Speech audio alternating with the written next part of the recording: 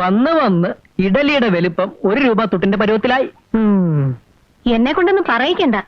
എങ്ങനെ ഇതെങ്കിലും ഇവിടെ എത്തുന്നെന്ന് നീ ആലോചിച്ചിട്ടുണ്ടോ? എന്റെ കുട്ടി ഒരു തമാശ പറഞ്ഞതല്ലേ, അല്ല നീ ഞാൻ ദേഷ്യപ്പെട്ടാലോ? തമാശ. ജാനകി, എന്റെ കുഴമ്പ് തീർന്നു. ഗോപിയോട് പറഞ്ഞില്ലേ നീ? ഇല്ല, രാവിലെ മേന്ന് ഇവിടെ വന്ന് കാട്ടിയ പരാക്രമം ഏട്ടന് കണ്ടതല്ലേ. എന്തിനാ ശങ്കര നീ കുഴമ്പൊക്കെ വരുത്തേച്ച് തീർക്കണേ? അമ്മേ, അത് ആകെ ഒരു വേദന. വേദന ഒക്കെ തോന്നല. കഴിഞ്ഞ ആഴ്ചയാ 100 രൂപയുടെ എണ്ണയും കുഴമ്പും വാങ്ങിയത്. അത് തീർത്തു നീ. മുത്തശ്ശിക്ക് കുഴമ്പ് വാങ്ങണം, അതും ഇന്ന് തന്നെ വേണം. അത്രയല്ലേ ഉള്ളൂ. ഞാൻ ഏറ്റു കാര്യം. എന്തിനാ എന്റെ കുട്ടി നീ ഈ നാട്ടുകാരോട് മുഴുവൻ കടം വാങ്ങുന്നേ? കാലത്ത് തന്നെ അവര് വന്ന് പറയുന്ന വേണ്ടാതിനൊക്കെ ഈ അമ്മയെ കൂടെ കേൾപ്പിക്കണോ? മുത്തശ്ശി ആശുപത്രി കിടന്നപ്പോ പിടിച്ച ചിട്ടിയാ. അമ്മയ്ക്ക് അറിയാലോ, കൃത്യസമയത്ത് അടയ്ക്കാൻ പറ്റില്ലെന്നുള്ളത് ശരിയാ. ഇവിടത്തെ കാര്യങ്ങളൊക്കെ നോക്കാൻ അല്ലെങ്കിൽ ഞാനൊരാൾ മാത്രമല്ലേ ഉള്ളൂ. വായു പിന്നെയും കോപിച്ചിരിക്കണോ എന്റെ ഗോപി? ആ നാണുവൈദ്യരുടെ ഗുളിക കെട്ടിരുന്നീ അവനൊന്ന് പിടിച്ച് കെട്ടായിരുന്നു. പിടിച്ചു കെട്ടണ്ട, അതങ്ങ് തുറന്നു വിട്ടാ മതി. ജാനകി,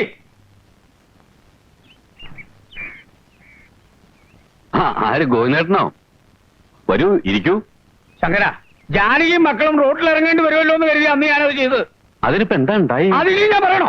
അമ്മാവൻ വന്ന കാലം നിൽക്കാതെ കയറി ഇരുന്നട്ടെ. ജപ്തി നോട്ടീസ് വന്നപ്പോ 75,000 രൂപ ഞാൻ അവിടെ കെട്ടിവെച്ചില്ലേ, കാണാമായിരുന്നു എന്തൊക്കെയാ നടക്കുക എന്നുള്ളത്. ഇതൊക്കെ പല ആവർത്തി പറഞ്ഞിട്ടുള്ള കാര്യങ്ങളല്ലേ. കാര്യം അറിഞ്ഞാൽ മാത്രം പോരാ, 75,000 രൂപ ഈ ബുധനാഴ്ച എനിക്ക് കിട്ടണം. ഏട്ടന് കുറച്ചു ദിവസം കൂടി ക്ഷമിച്ചൂടെ?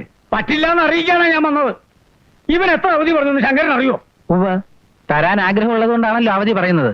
പിന്നെ 100-200 രൂപയൊന്നുമല്ല, 75,000 രൂപയാ. അത് പെട്ടെന്ന് ഉണ്ടാക്കാന്ന് പറഞ്ഞാൽ എനിക്ക് ഇത്തിരി വിഷമം തന്നെയാ. നിന്റെ വിഷമമൊന്നും എനിക്കറിയേണ്ട കാര്യമില്ല. എന്നാലേ കാശ് തരാൻ എനിക്ക് മനസ്സില്ല. അമ്മ പോയി കേസ് കൊടുക്കോ? കോപി, അമ്മ എന്നെ പറഞ്ഞേ ഇങ്ങനെയല്ല പിന്നെ എങ്ങനെയാ മറുപടി പറയുക? ബാങ്ക് ലോൺ ശരിയായി കഴിഞ്ഞാൽ ഉടൻ കാശ് തിരിച്ചു കൊടുക്കാന്ന് ഒരു 100 വട്ടം പറഞ്ഞതാ. കേക്കണ്ടേ? വെളുക്കുന്നതിന് മുമ്പ് ഉമ്മർത്ത് വന്നോളും. അതൊന്നും പോരാഞ്ഞിട്ട് തുണിക്കടയിലും കാശ് കൊടുക്കാണ്ടെന്ന് എഴുതി മനുഷ്യന് സ്വയം തരണ്ടേ? ലോൺ കിട്ടിയ ഉടനെ തരാന്നല്ലേ പറഞ്ഞ്? കഴിഞ്ഞ 1 കൊല്ലമായിട്ട് കേട്ടു തുടങ്ങിയതാ ഈ ലോണ്. ഞാനേ അധ്വാനിച്ചുണ്ടാക്കിയ പണമാ. ശങ്കരനെ പോലെ കുഴമ്പം തേച്ചിങ്ങനെ വെറുതെ ഇരുന്ന് ആഹാരം കഴിച്ചിട്ടില്ല ഈ ഗോവിന്ദൻ നായര്. അധികമല്ലേ ഗോവിന്ദേട്ടാ, ഈ കുടുംബത്തിനും കുട്ടികൾക്കും വേണ്ടി കഷ്ടപ്പെട്ടാ ഞാൻ ഈ കോലത്തിലായത്. ശങ്കരൻ കുടുംബത്തിന് വേണ്ടി ചെയ്തിട്ടുള്ള കാര്യങ്ങൾ പറയാതിരിക്കാ ഭേദം. എന്താ ഏട്ടാ ഇത്? അമ്മാവൻ ഇവിടെ നിന്ന് പോയി തരുന്നുണ്ടോ?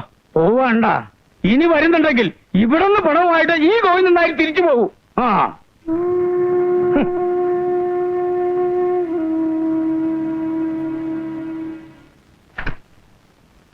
ആ ജാനകിയെ ഒറ്റൊരുത്തി ഓർത്തിട്ടാ ഇത്രയും കാലം ഞാൻ മിണ്ടാണ്ടിരുന്നത്.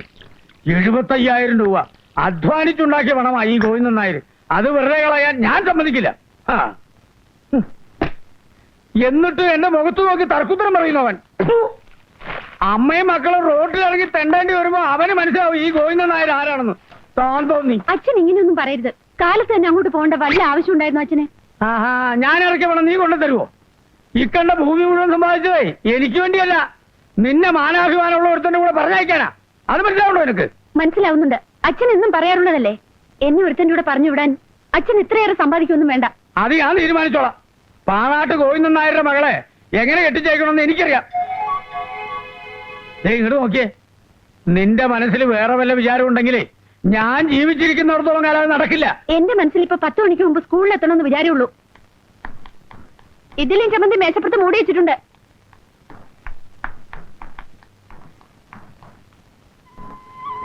അമ്മാവന്റെ മകളെ പ്രേമിച്ച് നടക്കുന്നതിൽ ഒരു ത്രില്ലും ഇല്ല.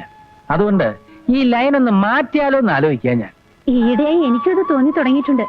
വള്ളി നിക്കറ് വിട്ട് നടക്കാൻ തുടങ്ങിയ കാലം മുതൽ കാണുന്നല്ലേ, അതുകൊണ്ട് എനിക്കും ഭയങ്കര ബോറടി. ഇനി മിക്കവാറും എന്റെ കുട്ടിക്ക് ബോറടിക്കേണ്ടി വരില്ല.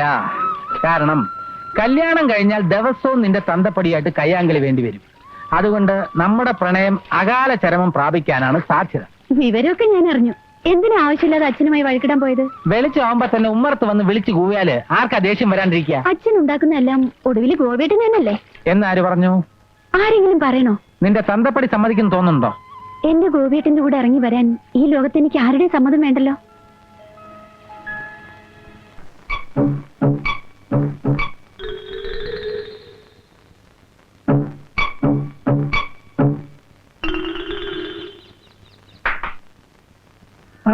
വരണം, ഒരു കാര്യം പറയുവാനുണ്ട്.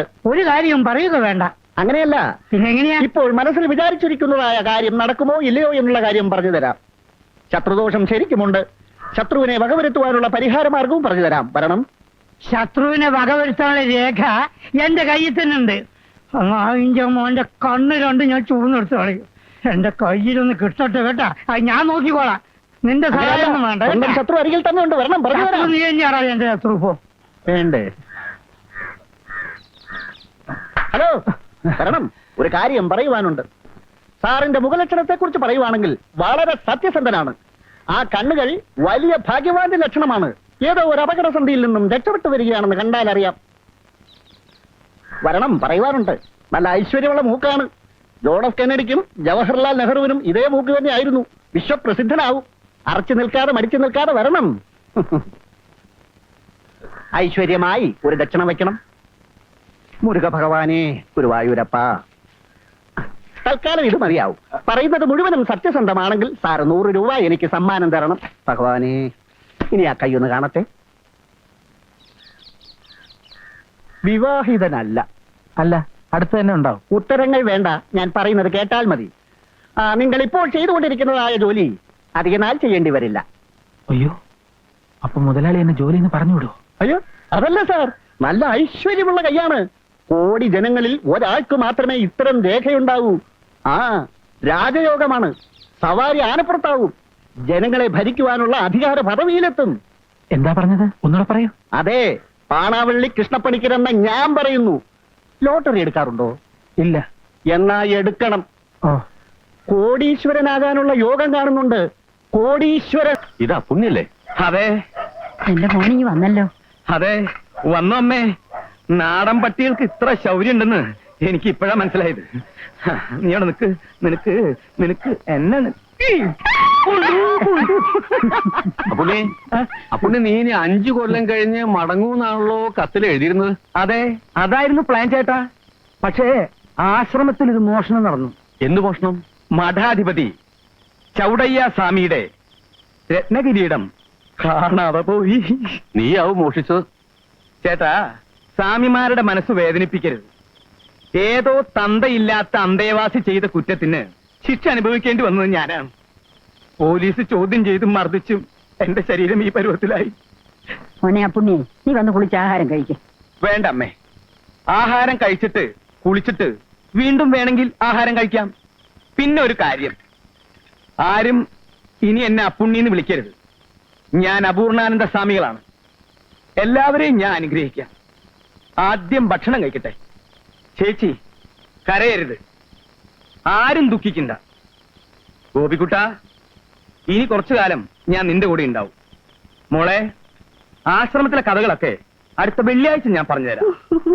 അമ്മേ, അമ്മ അകത്തേക്ക് വരുന്നില്ലേ? പിന്നെ ചേട്ടാ, ബീഡി വലി കുറയ്ക്കണം കേട്ടോ. ആ, കുറയ്ക്കാം. ചേട്ടൻ ഏത് ബീഡി വലിക്കണേ? നീ വല്ലതും കഴിക്കേ പോയിട്ട്.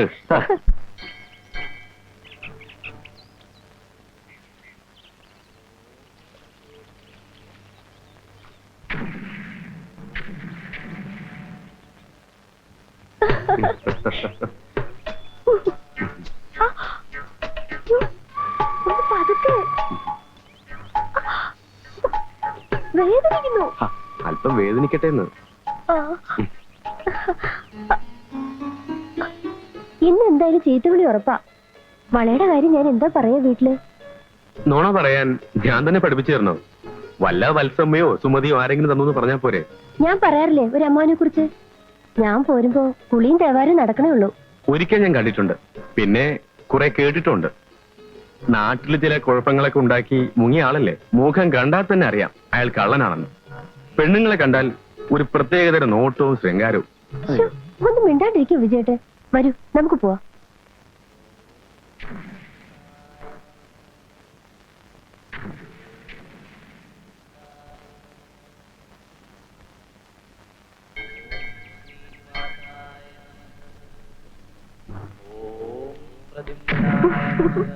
നിൽക്കൂ വത്സ.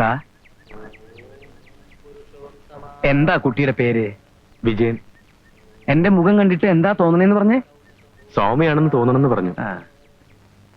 എന്താ ഇങ്ങനെ സൂക്ഷിച്ചു നോക്കണേ?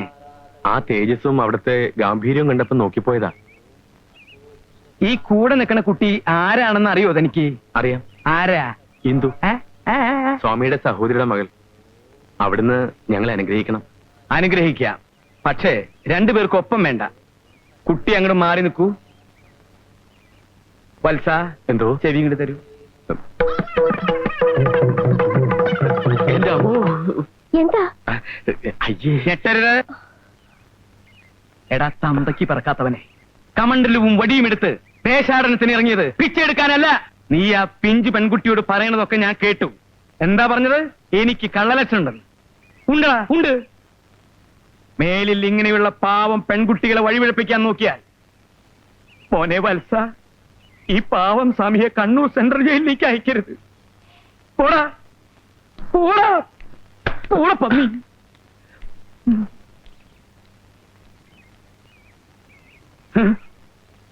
വത്സേ, എന്റെ പെങ്ങളുടെ മുഖത്ത് കരിവാരി തേച്ചാലുണ്ടല്ലോ, തല്ലിക്കൊന്ന് ഞാൻ ഈ അമ്പലക്കുളത്തിൽ കുഴിച്ചിടും. പോയിരുന്നു പോവാൻ. ആ.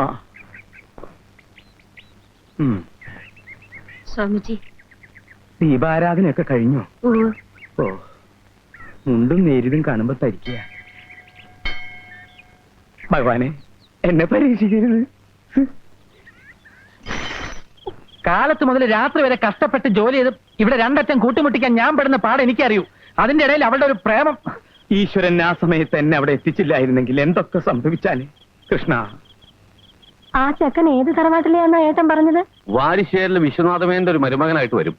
ഇപ്പൊ എനിക്ക് വേറൊരു ഉദ്ദേശം കൂടി ഉണ്ട്. എന്താ അത്? ആ ചെക്കനെ കുറിച്ചൊന്ന് അന്വേഷിച്ചാലോ പുണ്ണി? ഗോപി എന്താ പറയണേ? ഞാനൊന്നും പറയുന്നില്ല. വേണ്ട. അമ്പലവും വഴിപാടെന്നൊക്കെ പറഞ്ഞ് കാലത്തെ ഇവിടുന്ന് അങ്ങോട്ടുള്ള പോക്കൊന്ന് അവസാനിപ്പിച്ചേക്കണം. ആൾക്കാരെ കൊണ്ട് അതും ഇതും പറയിക്കണോ എന്തോ? ഇപ്പൊ ഇനി ആരും അവളോടൊന്നും പറയാൻ പോണ്ട.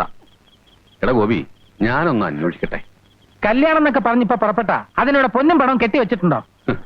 ആദ്യം ആ ലോണൊന്ന് ശരിയായിക്കോട്ടെ. പൊന്നും പണവും മാത്രമല്ലോ കല്യാണം, മനസ്സിന്റെ ചേർച്ച കൂടിയല്ലേ. ഏട്ടൻ വളരെ നാളുകൾ കൂടി ഒരു സത്യം പറഞ്ഞു. 1 2 3 4 5 കുരുവികൾ. 1 2 3 4 5 കുരുവികൾ രാജാവിന്റെ കൊട്ടാരത്തിൽ കൂടുവെച്ചല്ലോ. രാജാവിന്റെ കൊട്ടാരത്തിൽ കൂടുവെച്ചല്ലോ. റാണി വന്ന് നോക്കിയപ്പോൾ കുരുവികൾ 5. റാണി വന്ന് നോക്കിയപ്പോൾ കുരുവികൾ 5. പാട്ടും പാടി പറന്നു പോയല്ലോ. പാട്ടും പാടി പറന്നു പോയല്ലോ. ടീച്ചറിനെ ഇപ്പൊ വിട്ടേക്കാം കേട്ടോ. ഒന്ന് വന്നേ. ഒരു മിനിറ്റ്. എന്താണോ ഇന്നും അച്ഛനുമായിട്ട് വല്ലതൊക്കെ ഒപ്പിച്ചിട്ടുണ്ടാവും അല്ലേ? ഏയ്, കക്ഷിയുമായിട്ട് ഇനി ഫൈനൽ റൗണ്ടിൽ ഏറ്റുമുട്ടാമെന്ന് കരുതി വന്നത്. അതിനല്ല, ആ ബാങ്ക് ലോണിന്റെ കാര്യത്തെ പറ്റി ഞാൻ മായയോട് പറഞ്ഞിരുന്നില്ലേ? ഉവ്വ്. അത് 2 ആഴ്ചയ്ക്കും ശരിയാക്കി തരാമെന്ന് മാനേജർ ഏൽപ്പിക്കാം. പക്ഷേ അതിനു മുമ്പ് ചില ആചാര മര്യാദകളൊക്കെ ഉണ്ടല്ലോ. എന്താ അത്? മനസ്സിലായില്ല അല്ലേ? അയാളുമായിട്ടൊന്ന് കൂടണം. കയ്യിലാണെങ്കിൽ കാലനയില്ല. മനസ്സിലായി. ഇന്ന് എന്റെ കയ്യിലും കാലണയില്ല. വാങ്ങിച്ച കാശ് എന്തെങ്കിലും തിരിച്ചു തന്നിട്ടുണ്ടോ ഗോപിയേട്ടൻ? മാത്രമല്ല, വല്ലവനും മദ്യം വാങ്ങിച്ചു കൊടുക്കാനൊന്നും എന്റെ കയ്യിൽ കാശില്ല.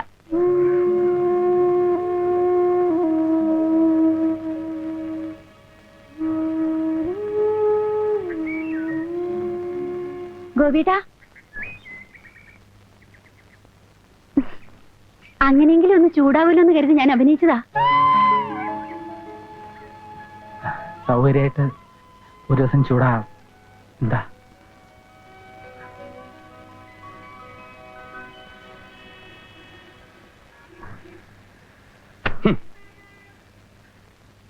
ഇന്നലെ ഇവിടെ നിന്ന് മുറിച്ചു കൊടുത്ത തുണിയല്ലേ ഇത്? അതെ. 1/2 മീറ്റർ ഇതിൽ കുറവാന്നാ ഇയാളുടെ കംപ്ലൈന്റ്. അയ്യോ, അങ്ങനെ വരാൻ വഴിയില്ല സാർ. ഞാൻ കൃത്യമായിട്ട് അളന്ന് മുറിച്ച് കൊടുത്തതാ. എനിക്കിതൊക്കെ മനസ്സിലാവൂടൂ. 1/2 മീറ്റർ എങ്കിൽ 1/2 മീറ്റർ ഒപ്പിച്ച് കളയാമെന്നാണ് വിചാരമെങ്കിൽ അത് എന്റെ അടുത്ത് നടക്കില്ല. ഈ പണി ഇതിനപ്പുറവും കഴിഞ്ഞിട്ടാ ഞാൻ ഈ കസേര വന്നിരിക്കുന്നത്. അയ്യോ, അബദ്ധത്തിൽ വല്ലതും എന്ത് അബദ്ധം? ഒന്നും പറയണ്ട. ഇതങ്ങ് മാറ്റി കൊടുത്തേക്കൂ. 1/2 മീറ്ററിന്റെ കാശ് ഞാൻ തന്റെ ശമ്പളത്തിൽ നിന്ന് പിടിച്ചോളാം.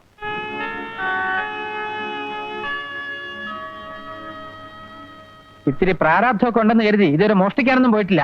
വിട്ടുകള ഗോപി, ഒരാളുടെ കീഴിൽ ജോലി ചെയ്യുമ്പോൾ ഇങ്ങനൊക്കെ കേൾക്കേണ്ടി വരും. പിന്നെ മോഹനേട്ടാ, ഇന്ന് വൈകുന്നേരം 7 മണിക്ക് തന്നെ എനിക്ക് തിരിച്ചു പോകണം. അതിനെ എങ്ങനെ അയാളുടെ ചെവിയിൽ എത്തിക്കുന്നുള്ളതാണ് പ്രശ്നം. എന്ത് പറ്റി? ഒരു ബാങ്ക് ലോണിന്റെ കാര്യം ഞാൻ പറഞ്ഞിരുന്നില്ലേ?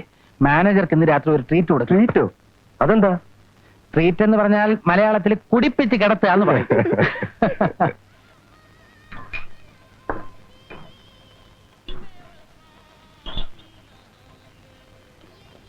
ഏറ്റു.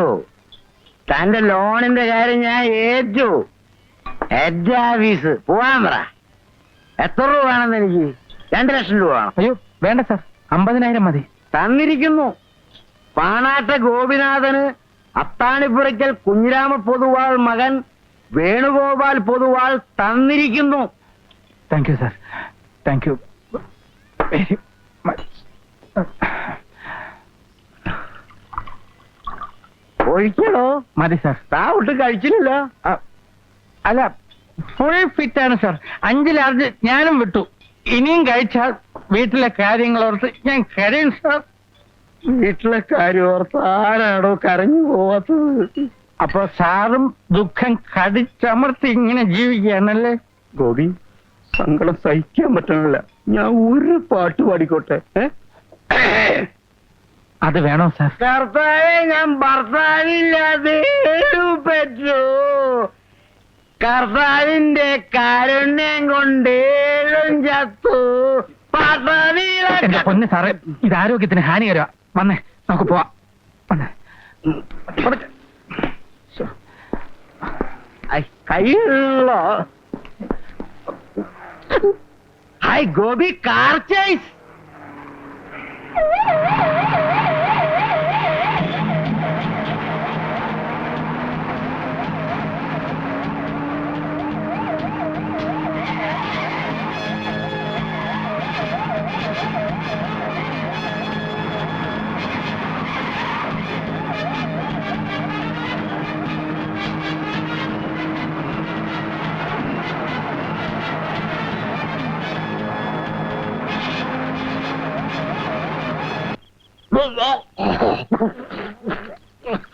പേടിക്കണ്ട, എനിക്കൊന്നുമില്ല. സമാധാനമുള്ളോ?